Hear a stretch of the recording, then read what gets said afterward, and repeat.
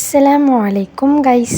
இன்றைக்கி என்ன வீடியோன்னு பார்த்தீங்கன்னா ரெசிபி வீடியோ தான். தக்காளி குருமா எப்படி செய்கிறதுன்னு பார்க்கலாமா? ஃபர்ஸ்ட் நம்ம பேஸ்ட் மாதிரி ரெடி பண்ணிக்கணும். ஃபர்ஸ்ட் முந்திரி, பட்டை, ஏலக்காய், லவங்கம், அதுக்கப்புறம் 2 சில்லி போட்டுக்கோங்க.